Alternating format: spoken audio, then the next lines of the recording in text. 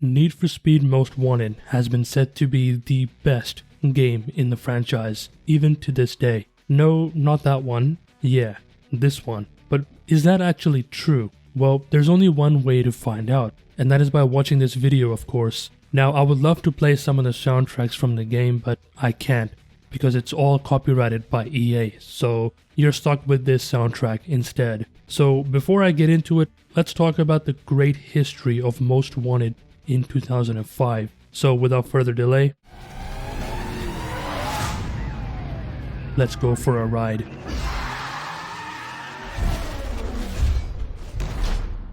Hi, I'm Josie Marin and I play Mia in Need for Speed Most Wanted. Make sure you do all your racing in the game. On the streets, drive safely and responsibly, and wear your seatbelt.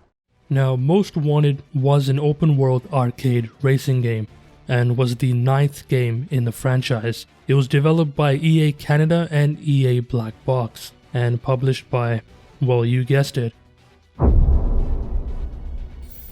And yes, there was such a time in gaming history where EA made legitimately good games that did not have extremely perverse microtransactions or monetization. So this game was released in November 2005 for the PlayStation 2, Xbox, and PC, alongside a couple other consoles that no one cares about. Now, in the early 2000s, there was such a wide variety of games that people could pick up and play that there was almost too many games and not enough time to play it. And the same thing goes for Most Wanted, because it was released alongside other well-known and notable games, such as Prince of Persia: The Two Thrones, Mortal Kombat Deception, Doom 3 and its expansion Resurrection of Evil, Grand Theft Auto San Andreas, and God of War 1, among so many more. Now the thing is, the Need for Speed franchise had already solidified its position as one of the best racing franchises of all time. This was because of all of the successful games that came out all the way from the 90s into the early 2000s. Need for Speed would become a massive success because of the popularity of Underground 1 and especially because of Underground 2. But nevertheless, as you can imagine, Most Wanted had some pretty decent competition against its competitors, and when the game released, it received nothing but positive reviews, and it was so successful that it sold roughly 16 million copies worldwide, making it the best title in the series. So there is a very valid reason why this game is considered as one of the greatest of all time.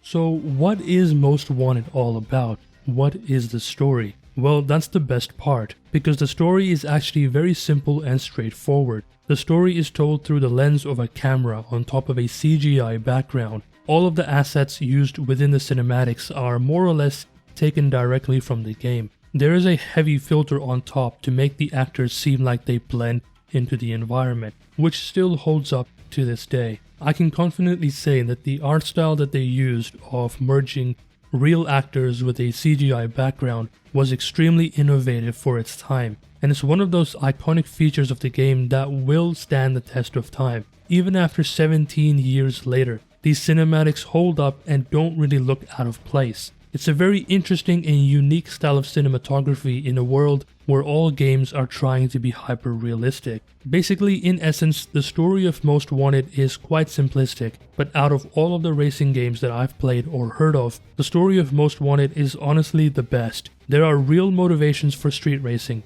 real motivations for evading the police, real motivations for being in the blacklist, and real motivations for Sergeant Cross to be your rival on the other side of the law. That is because the story of Most Wanted has the potential to span across multiple games and create a truly special and unique experience for players, because the story is mostly grounded. It's basically what the Fast and Furious movies were all about: hot cars, hot babes, and the police. Now, the overall story of Most Wanted was so loved, in fact, that it was continued over in the sequel, Need for Speed Carbon, with the game starting off with you trying to evade Sergeant Cross in his iconic Corvette C6. So basically, in essence, the story of Most Wanted is right within the name. You are an owner of a BMW M3 GTR, a car that has become quite iconic within the car scene. You arrive to the city of Rockport after finishing in the City of Underground 1 and 2. You're looking to get involved in street racing, which eventually leads you to Razor,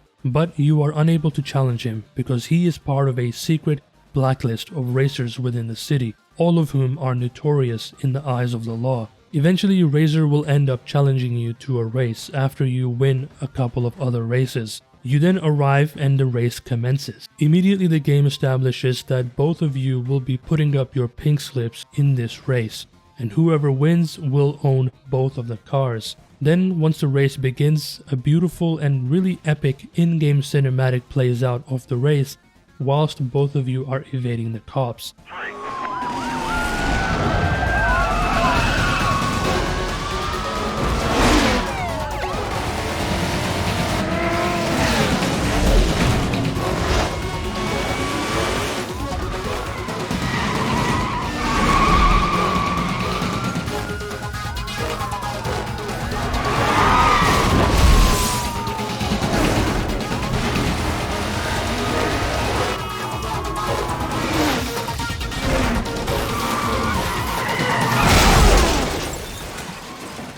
Now that you're in control of the car, you get a call from Mia, the beautiful woman in the beginning, with some very bad news.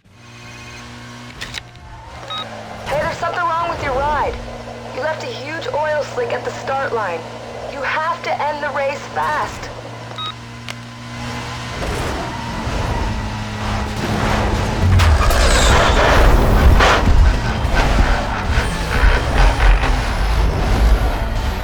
So basically, Razor was the one that had tampered with your car. Now with no proof, you end up losing the race and of course your car as well. Eventually you are caught by Cross, who tried arresting you a few days ago, but was called away on an urgent police chase. Multiple vehicles aggressively evading custody. Units in the area directed to clear and head up to provide cover.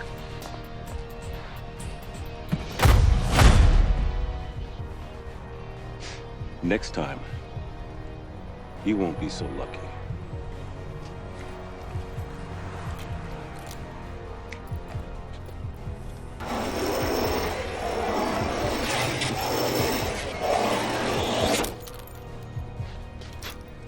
Nice pinstripe.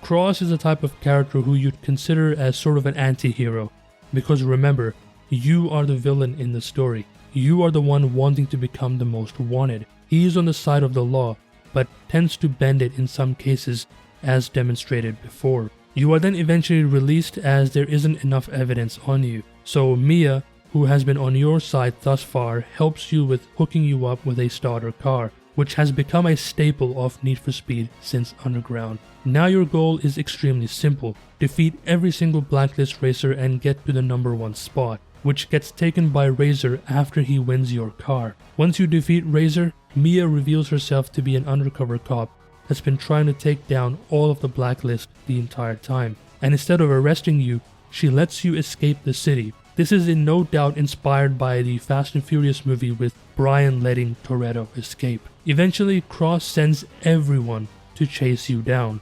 No resource is spared. Where's the other guy? He got away. You mean to tell me the most wanted street racer happened to get away? What about the blacklist?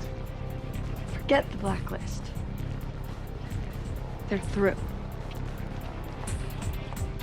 I want every single unit after the guy. Everyone? Everyone!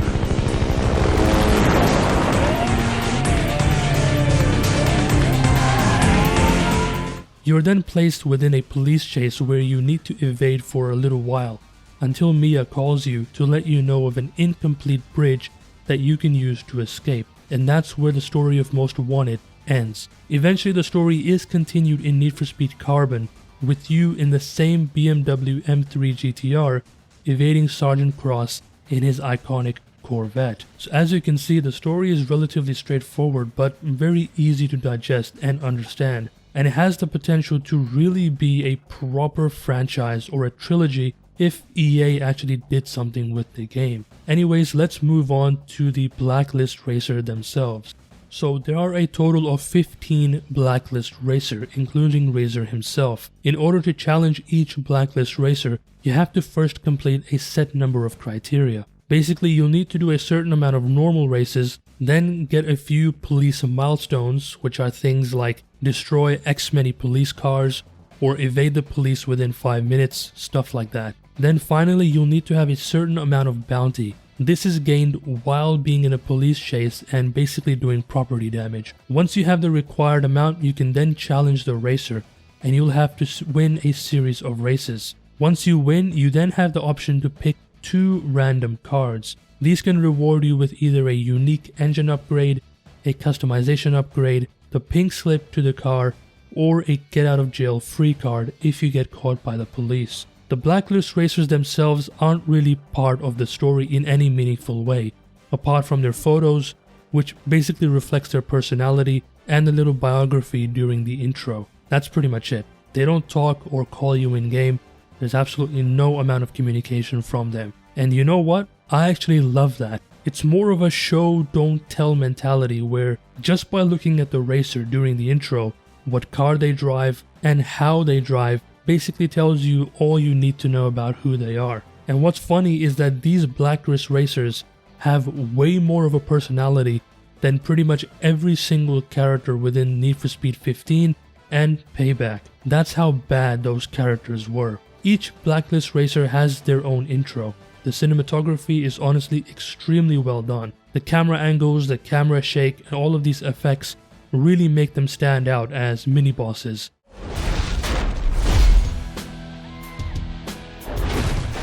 Now, the gameplay has always been the main focus of the Need for Speed franchise. Story has usually always been non-existent. So let's talk about it. To start off, I'll talk about the driving style, which is significantly different from Underground. In Most Wanted, the main goal is speed and power. That's simple. In Underground 2, however, drifting was a massive component in how you drove. It felt as if the roads had a layer of ice you were driving on, because drifting was actually very easy to do, almost getting really annoying sometimes. But how do the car handle in this game? Honestly, they're not too bad, although the cars do feel a little bit heavy, meaning that they have a bit of inertia. It's not as responsive or as snappy as you would expect from an arcade racing game. But since I've played this game ever since its release, I'm pretty much used to the heaviness, and therefore for me, I personally feel that this game has probably the best level of control. Whereas Need for Speed 15 and Payback just felt very bland and unintuitive.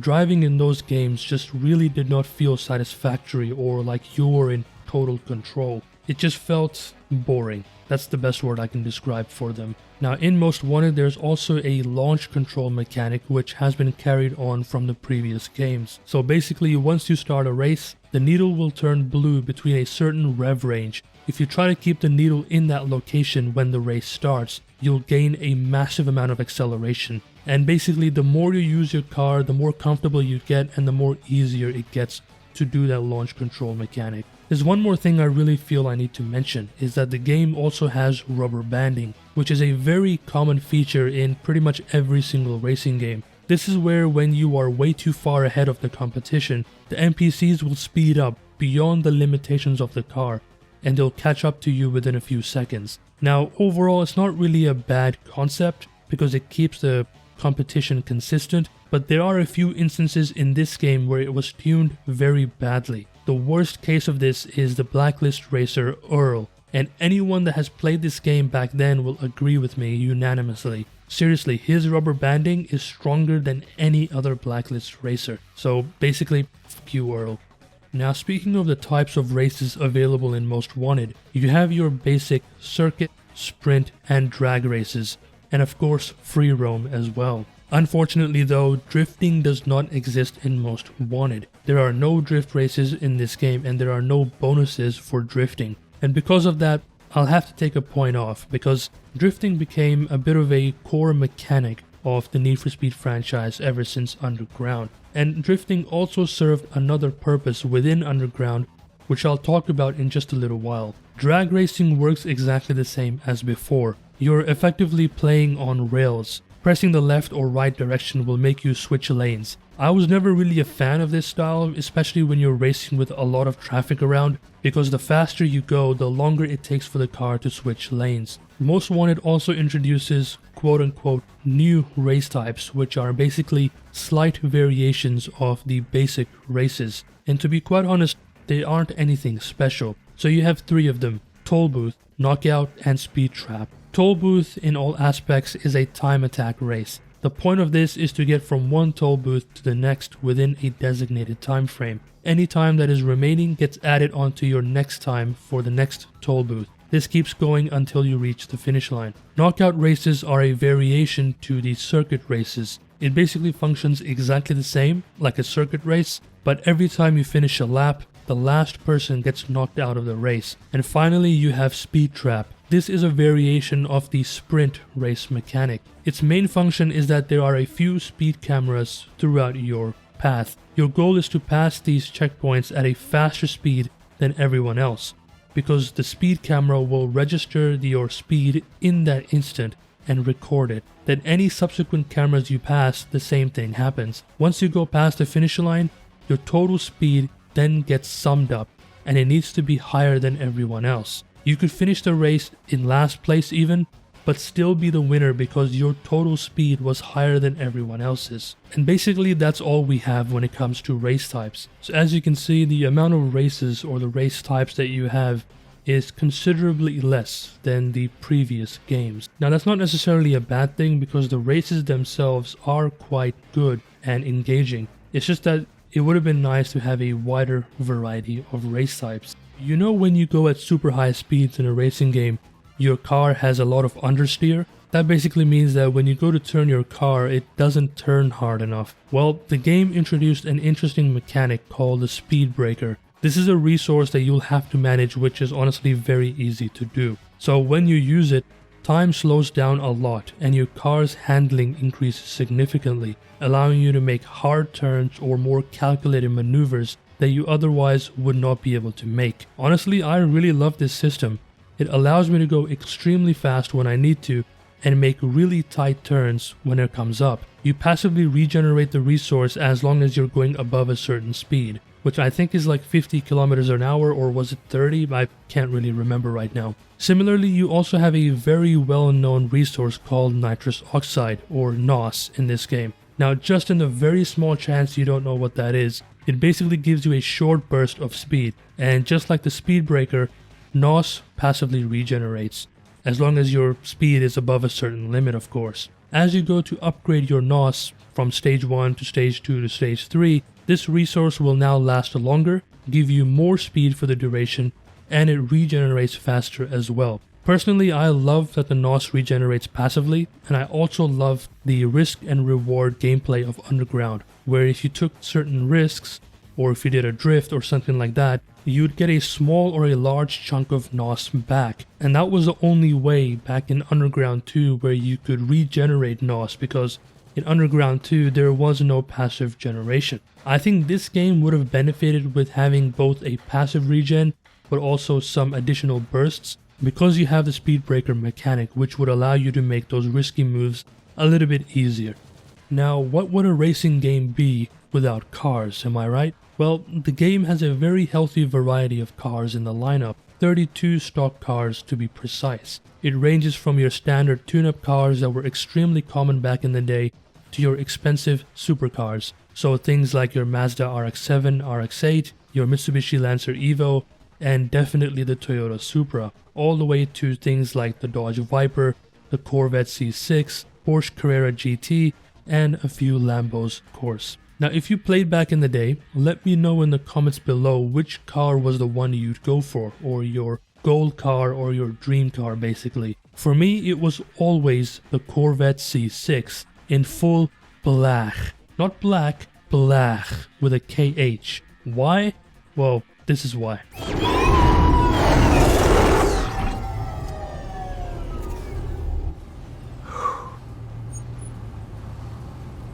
So what do you think? Does it come in black? One of the things that a lot of people that still play to this day appreciate most about the cars in this game is that each car has its own unique engine noise, which still sounds so accurate and incredible even to this day. I've heard nothing but praise from all the accurate sound work that they've done to make each car sound authentic, and honestly the engine sound just feels magical to your ears.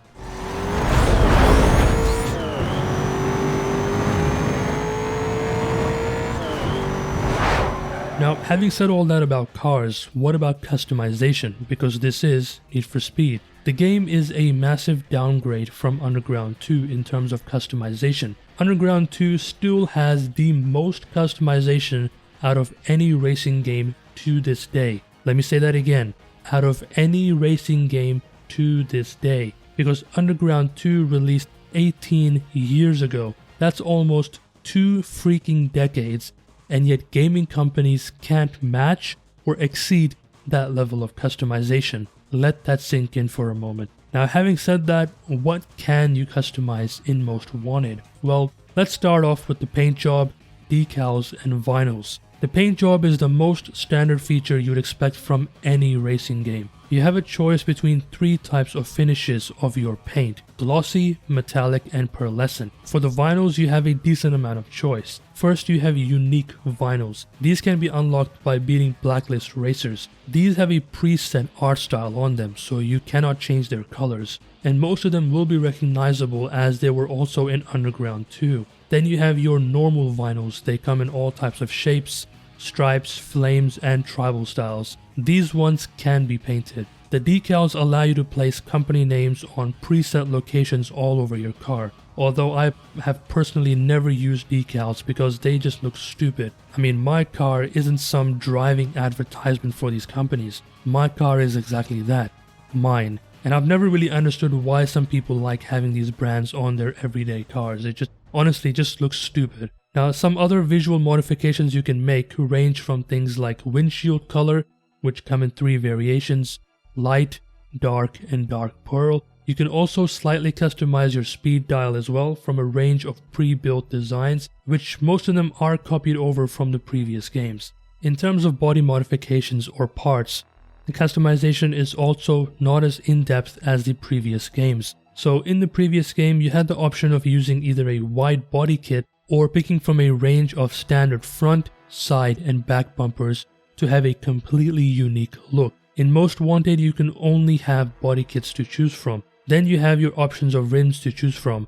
Most, if not all of them, are from Underground 2 as well, although the number of companies to choose from is lacking when compared to the previous game. You can also modify the rim size between 17 to 20 inch diameters, again the same as in Underground 2. And as you would expect, you also have a decent variety of spoilers to choose from. Some of them are new and weren't available in the previous games as far as I know, and the spoilers are broken up into 2 types. You have your racer style and your tuner style spoilers. You also have a few hood options to choose from, along with a few roof scoops as well. When it comes to unlocking all of these parts, whether it is engine parts or customization parts, you will organically unlock them as you progress through the blacklist. That's really the only progression in this game. There are no experience points or talent points you have to worry about per se, although you could consider your bounty to be your pseudo experience bar, I guess. And that's pretty much it for all the visual customizations you can do. Engine upgrades in this game function the same way as in the previous game. You'll unlock them organically, and basically you just buy them and apply them to your car. That's really all there is to it. Now, earlier I said that when you defeat a blacklist racer, you have the option of getting a unique engine part from the randomized cards. Those unique upgrades actually provide you with a very decent increase in power or handling. So usually what I would do is I would always try to get the pink slip of the car and one of the unique engine parts. And once I got enough cash to buy my Corvette C6 by selling the blacklist racers cars, I'd use all of the unique engine parts I had held on to get a massive boost in speed and handling pretty much as soon as I bought the car. And I think that about covers it for the entire game. Now, if you'll excuse me, I'm just going to go on a small cruise, so thanks for watching. Wait, hold on a moment. We've got multiple complaints about a reckless driver who was last seen northbound past Diamond Park. Units to attend. They must be talking about someone else. Nothing to worry about. Let's go. Dispatch, you got any other details details on that last call. My screen's acting up. Suspect is driving a black Corvette. Oh shit.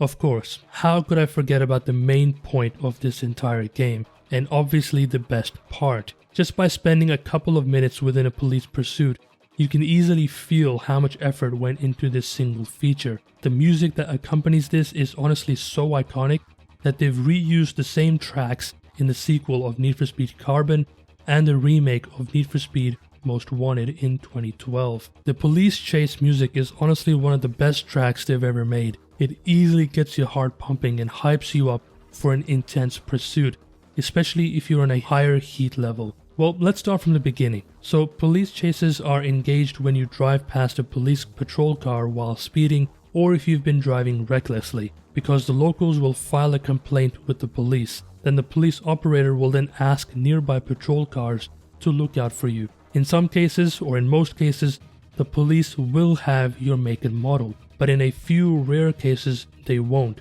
Now, I haven't tested this out thoroughly, but I think that if they don't know your make and model, you can actually sneak by them by driving slowly and carefully. But you're playing Most Wanted, why would you ever do that? So basically, now that you're in a police chase, what's next? Well, the police chases come in different levels or stages or conditions. This condition system works kind of similar to the star system in GTA. So in Most Wanted, while you are in a police chase, your heat level rises consistently. The more damage you cause or the more patrol cars you destroy, the faster the heat level will rise. Once the police is starting to run low on backups, they'll then request more reinforcements, and depending on your heat level, they'll get more reinforcements faster. Now there are a total of 6 stages in total, or conditions. The higher the heat, the more dangerous and aggressive the cops will be, alongside having stronger and faster cars. There are breakable infrastructures around the city known as pursuit breakers. Once you drive through them, these structures will break, causing massive property damage, and usually block part of the street. Any nearby patrol cars will be instantly disabled. While there are plenty of these breakers all across the city, they are only limited in their use. Now, evading is not as simple, because there is a cooldown period where they will continue to search for you around your last known location. The higher the heat level, the longer it will take for you to successfully evade them. But luckily there are hiding spots around the city, so you are heavily incentivized to make use of them, because it will significantly decrease the time it takes for you to evade them while you are hidden. But getting to these hidden safe houses at higher heat levels is basically part of the challenge. So let's quickly go through all of the 6 stages you will have. So the first stage consists of your basic patrol cruisers, which are very easy to destroy. Their tactics are to pursue and perform rolling roadblocks. Just in case you're not sure what that is, it's basically when one or more police guard drives in front of you to cover most of the lanes. The second stage is where they'll start using undercover cruisers. They function exactly the same as Condition 1 and are just as easy to damage. But now they'll use additional tactics like box-in maneuvers and static roadblocks in addition to the previous stage. Stage 3 is where they'll start using state cruisers. These cruiser units are faster and stronger and won't be destroyed easily. Also, in addition to the previous stages, they'll also start utilizing rhinos in their tactics. Rhinos are heavy SUVs that will ram you head on, and they always show up in pairs. And I have to say, even to this day, whenever I see rhinos in front of me or on the minimap, I still get extremely nervous because those rhinos don't slow down at all. They will hit you head on with full force. One wrong turn and that's it. Now stage 4 is where police will start using undercover state cruisers along with having light SUVs during pursuits. These light SUVs aren't as strong as the heavy ones, but they are faster and way more resilient than the state cruisers. Now, on top of all the tactics from the previous stages, they'll now start to use the famous spike strips, and they'll also have a helicopter that will track your movements. As long as you are out in the open world and within line of sight, you will not be able to evade the cops, and they will always know your location. Stage 5 and 6 is where it gets far more difficult and way riskier, but also a hell of a lot more fun. The police will use federal cruisers at stage 5 and undercover cruisers at stage 6. I have to say these cars look absolutely badass. I want one in real life so badly it's not even funny. I mean, just look at the shape of these Corvettes. So clean and sleek. I mean, I just want one right now. I'll just say that. Anyways, these federal cruisers are extremely fast, and I mean fast. They will easily match your speed even if you're on the highway going over 300 kilometers per hour. These units are far more heavier and more durable than the previous cruisers. Now in both of these stages, they'll utilize all of the previous tactics with far more aggression this time, but in addition to those, they will now start using heavy SUVs in the pursuits, and the helicopter will actually swoop down and occasionally try to push you either onto oncoming traffic or into a dead end. So yeah, it is really intense. There's also a little surprise in both of these stages. I got him, he's all mine.